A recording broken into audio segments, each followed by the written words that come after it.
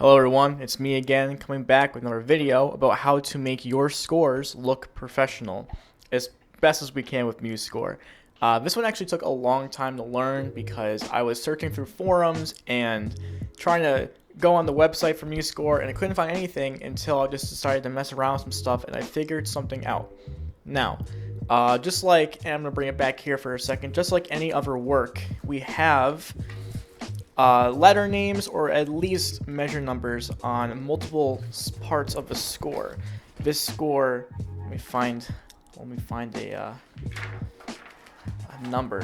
Okay, so here you have, see 25 up on the front there and then 25 down at the bottom. I'll probably circle it per arrow somewhere, but basically where the flute is or piccolo, and then where the trumpet section starts, and you might even get some at the bottom. Well, normally you should do it in three places. One, top of the woodwinds, top of the brass, and then top of the percussion, or start of the piano if need be. And just for proof, here's another score that has something like that.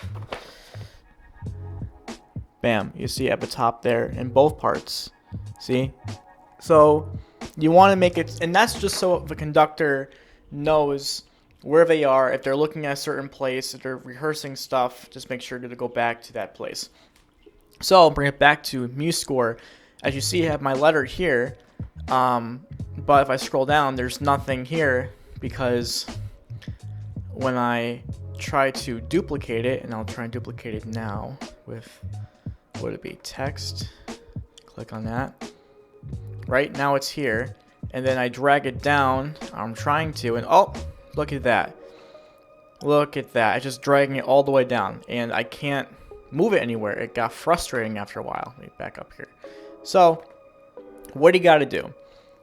Really, really simple. Do what I just did, and I do rehearsal mark, and I change it to this. Now, go back here to automatic placement, unclick it. It's in the same place. All you got to do is drag it down. Super simple. Let me see if I can. Where am I in this? This is the horn section, alto saxophone, and bring it down. I'm using one hand for this. One hand's on the mic. So boom. It's not perfect. However, at least when you're looking at it, you can understand where you are. And normally you can do that with rehearsal marks, with change in dynamics, or change in tempo. You can do it there. There's another problem that comes with this though. I'm gonna go to the let's go to the B flat clarinet part, right? On forced fling. Bam. It's, as you can see from this, you have two A's, and that's not what you want. What's gonna happen is that to get rid of the A, to get rid of it, we're gonna click on it, and we're going to click or unclick the visible mark. So now that it's invisible, it's still on the paper. However, let's just drag it away from here. Regardless if it's invisible here or invisible right here, it's not going to show on your paper when you bring it to folks, or when you put it onto the online forums like JW Pepper, if you use that.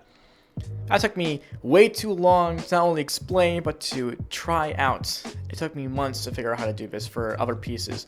So, I can do that here, and see, so yeah, that's pretty much it. Hopefully this helps making your score look a little bit better.